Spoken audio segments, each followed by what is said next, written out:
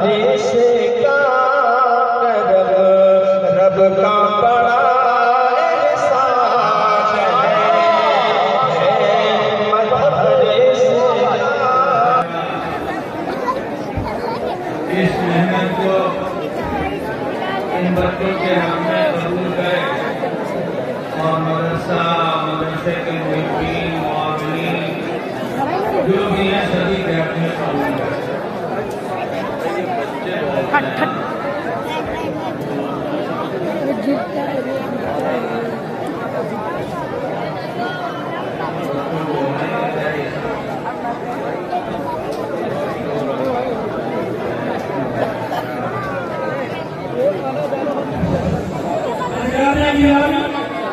خاموشی کی یاد فرمائے والا کا بیان ہو رہا ہے، ہم تمام باتوں سے گزارش کریں گے خاموش ہے۔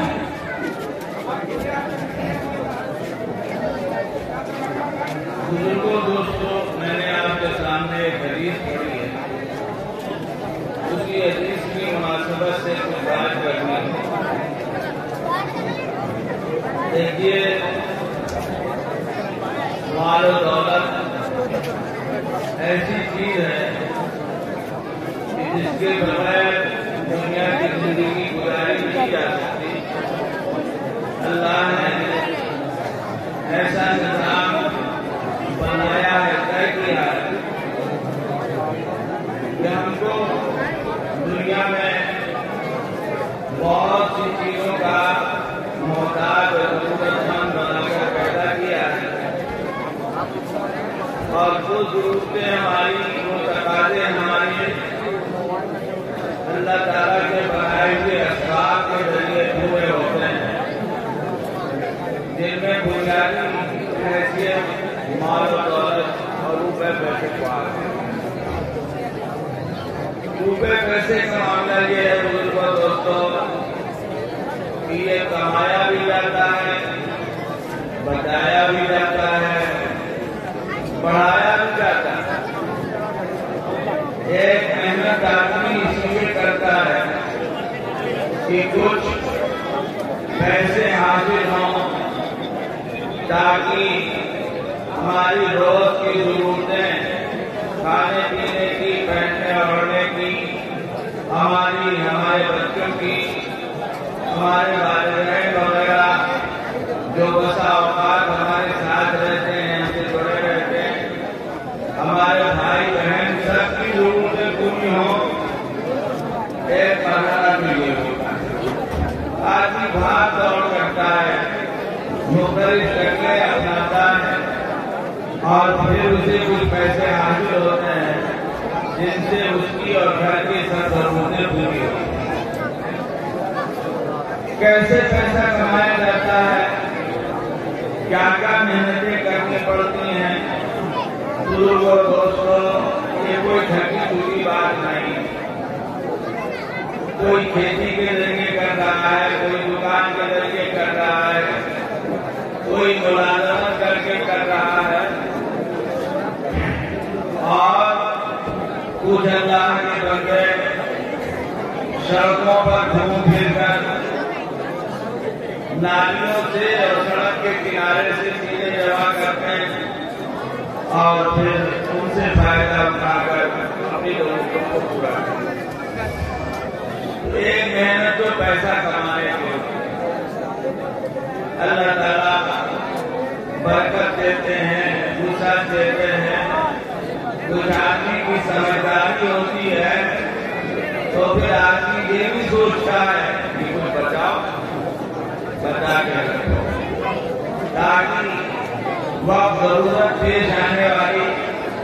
جو چیزیں، جو حالات ہیں، ان کا بھی انتظام کیا جاتا ہے۔ اس کے لیے روپیہ پیسہ بچایا جاتا ہے، اور جو بچایا جاتا ہے اس کی حفاظت کی شکلیں اختیار کی جاتی ہیں حالات کے اعتبار، اور پھر آدمی یہ بھی سوچتا اور چاہتا ہے بسا اوقات کہ جو بچ رہا ہے وہ کسی طرح بڑھے، اس میں اضافہ نہیں ہوتا۔ تو اس طرح آدمی دنیا کے مال کے لیے جس کے ساتھ ہماری تمام تقاضے دنیا کے جڑے ہیں،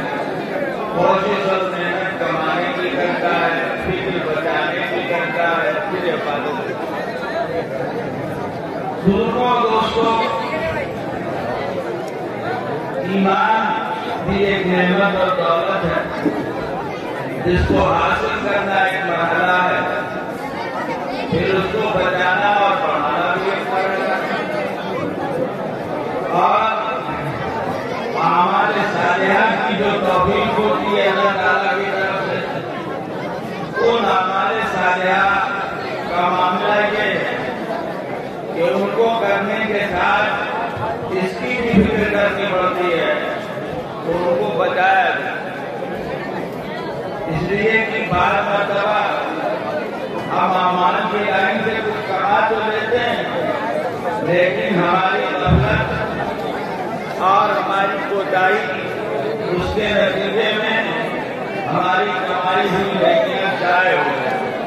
جیسے دنیا کا جمع کیا ہوا مال بسا اوقات ہماری غفلت کے نتیجے میں ضائع ہو جائے۔ قرآن کریم میں اللہ تعالیٰ فرماتے ہیں لا تبطلوا صدقاتکم بالمن والأذى۔ ایک آدمی کو توفیق ہوتی ہے کہ وہ کسی ضرورت مند کے کام آئے، روپے پیسے سے اس کی مدد کرے، اس کی پریشانی اور فکر کو دور کرنا، بات سامنے آتی ہے اس کے بعد گنجائش نہیں کرتا، لیکن بسا اوقات ایسا ہوتا ہے عزیزوں دوستوں بزرگوں کہ آدمی پھر کچھ ایسی حرکتیں کرتا ہے جس کے نتیجے میں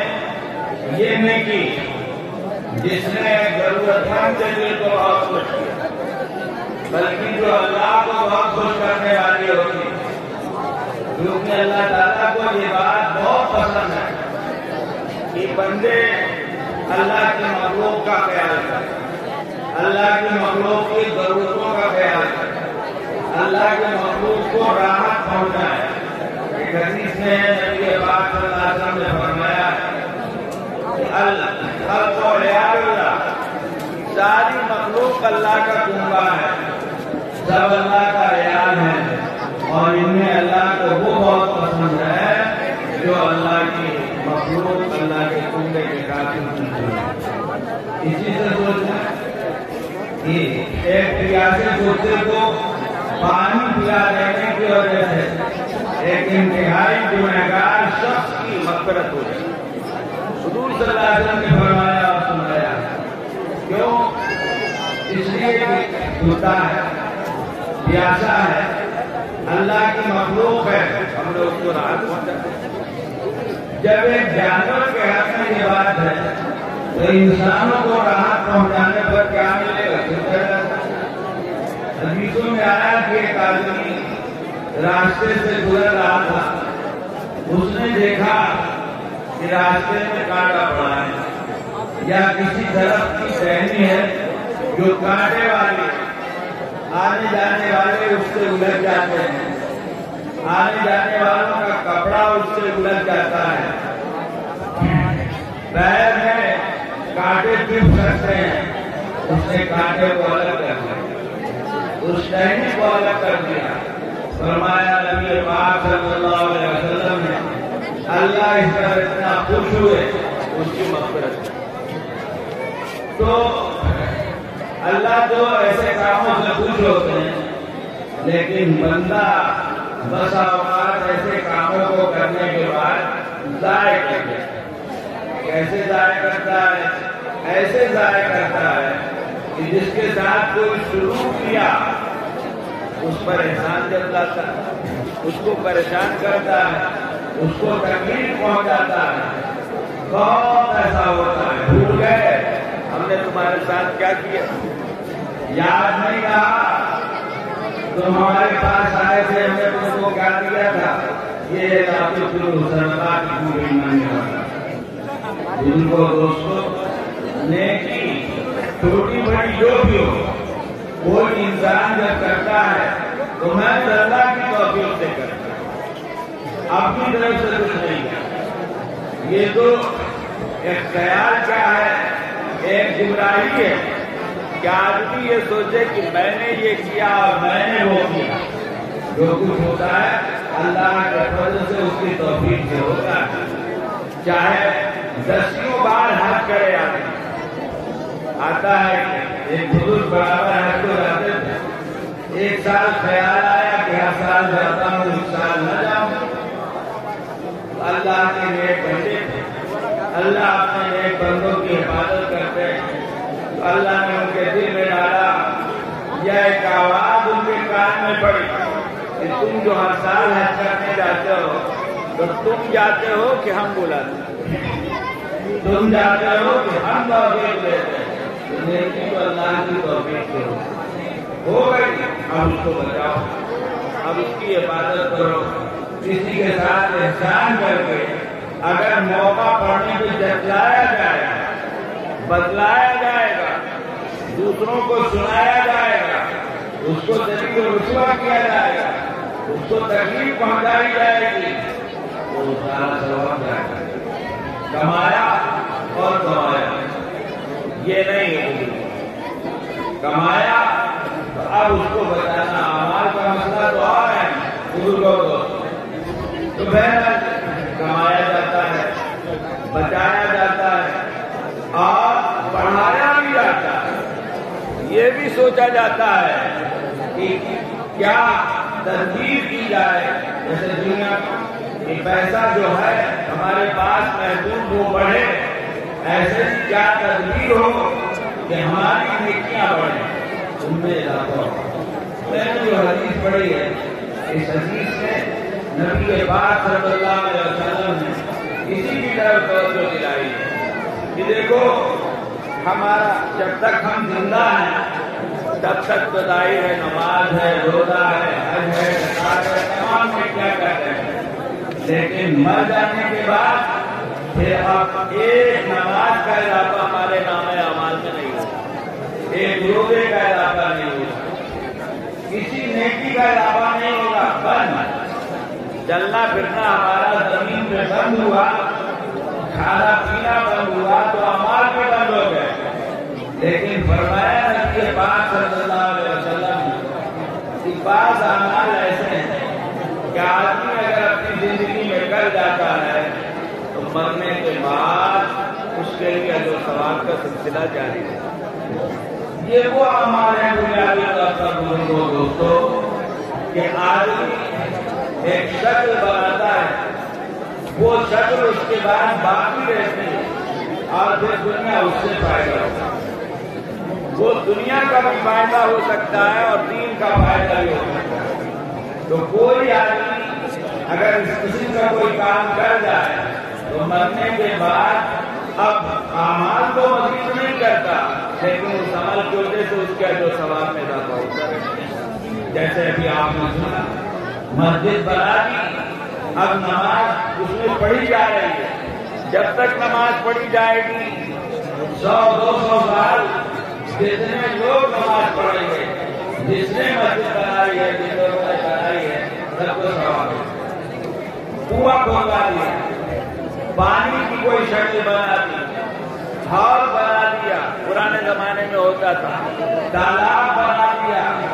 مسافروں کے ٹھہرنے کی جگہ بنا دی، اسپتال بنا دیا، پرانے زمانے میں یہ سب ہوتا تھا اور آج بھی اس طرح کی شکلیں پائی جا رہی ہیں۔ تو اب جو فائدہ اٹھاتا رہے گا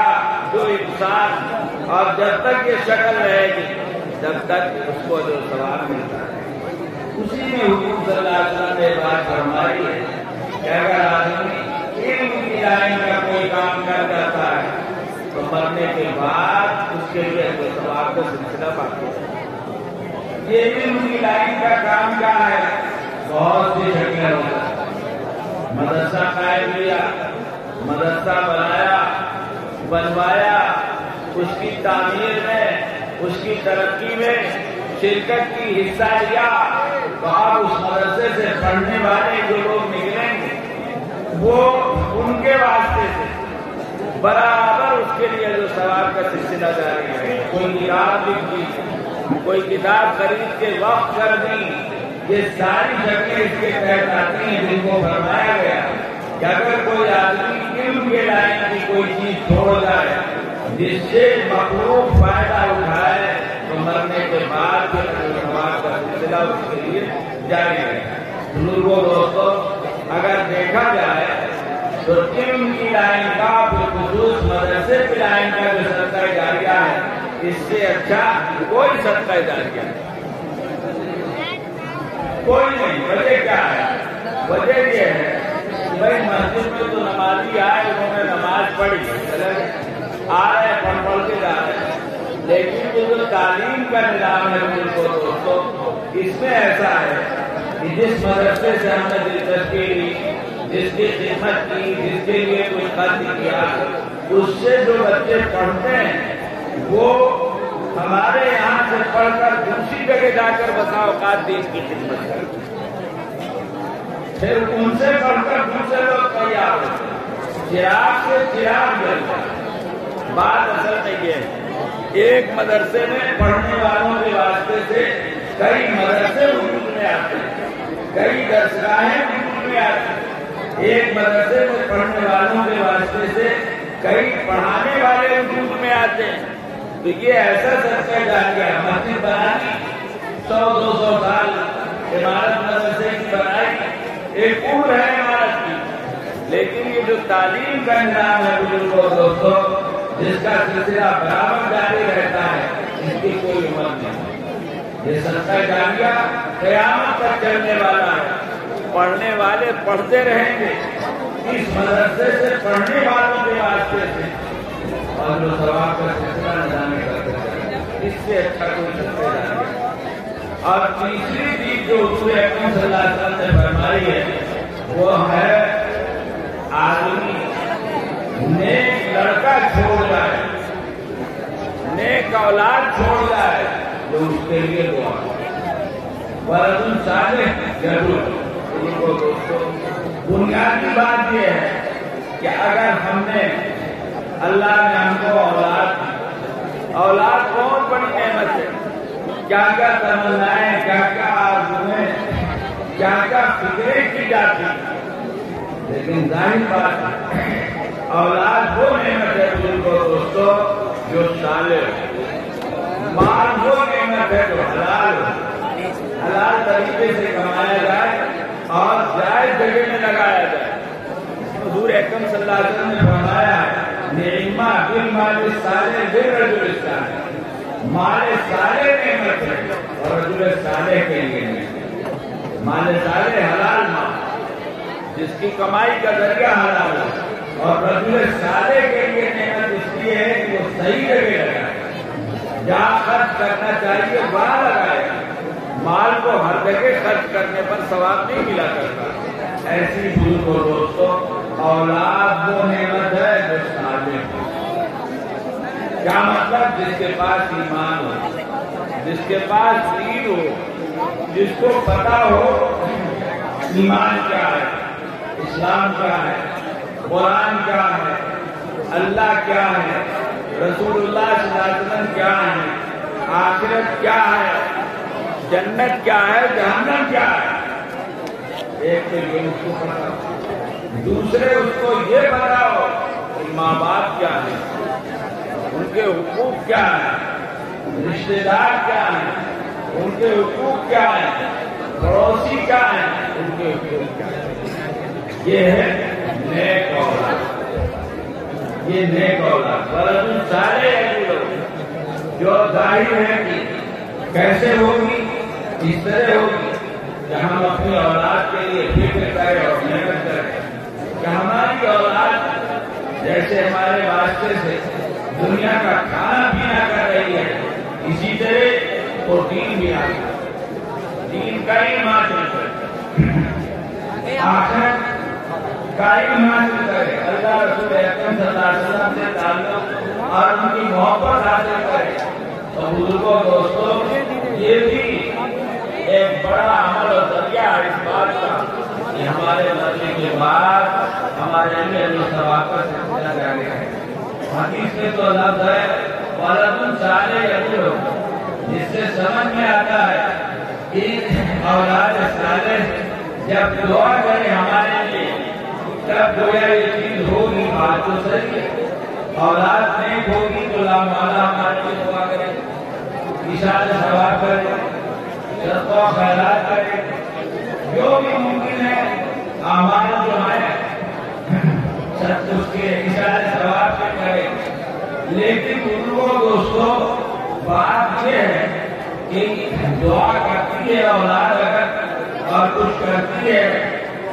والدین کے اشارہ ثواب کے لیے تو بہت اچھی بات ہے، لیکن اگر ہم اپنی اولاد کو صالح بنا کر، مومن بنا کر، دین والا بنا کر، ایمان والا بنا کر، تو اولاد خصوصیت سے ہمارے لیے دعا نہ کرے۔ جو کچھ دین اس کے پاس ہوگا اور جو کچھ دین پر عمل اس کی طرف سے ہوگا اس کا ثواب ہم کو بہرحال اسی کے ذریعہ تو ہم پر سکھایا، ہم مسلمان ہم نے بنایا۔ بزرگوں دوستوں یہ بہت بڑی ذمہ داری ہے ہماری۔ آخرت میں کھانے کپڑے کا جیسے سوال ہوگا اس سے کہیں زیادہ یہ سوال ہوگا کہ ہم نے اولاد کی جو نعمت ان کو دی تھی ان نے اس کو دین سکھایا تھا، اسلام اور ایمان بتایا تھا، اللہ کی پہچان کرائی تھی، اور اگر خدا نخواستہ ہم نے اس میں غفلت برتی بزرگوں دوستوں تو ایسا بھی ہو سکتا ہے کہ وہ اولاد جس کے پیچھے ہم نے نہ جانے کتنی دنیا لگا اور کتنے پیسے خرچ کر کے اس کو دنیا کا ایک بڑا عہدہ اور منصب دلایا، پوری دنیا میں اس کی عزت ہوئی اور ہماری بھی لوگوں نے تعریف کی، لیکن دین نہیں سکھایا تو کل اللہ کے حضور میں ہماری اولاد ہمارا دامن پکڑ سکتی ہے، ہمارا دامن پکڑ سکتی ہے۔ انہوں نے بتایا واقعات آئے صحابہ حضرت عمر وغیرہ کے ساتھ بلکہ نبی پاک صلی اللہ علیہ وسلم کے سامنے بھی مقدمے آئے جن میں یہ بات آئی ہے، باپ نے شکایت کی ہے تو بیٹا کہہ رہا ہے کہ ان سے زندگی جو ہے تو کیا سکھایا کرو۔ آج اولاد سے ہم چاہ رہے ہیں کہ اولاد ہمارا خیال کرے، ہمارا حق ادا کرے، تو سوال یہ ہے کہ ہم نے کیا اولاد پر حق ادا کرے، اولاد پر ہمارا حق ہے ہماری خدمت کرے، اور ہم پر اولاد کا حق ہے کہ ہم اولاد کی اچھی تربیت کریں۔ نبی پاک صلی اللہ علیہ وسلم نے فرمایا اولاد کے تین حق ہیں، پہلا حق ہے اچھا نام رکھنا، دوسرا حق ہے اچھی تربیت کرنا، تیسرا حق ہے شادی کی عمر ہو جائے شادی کرنا، اور ایک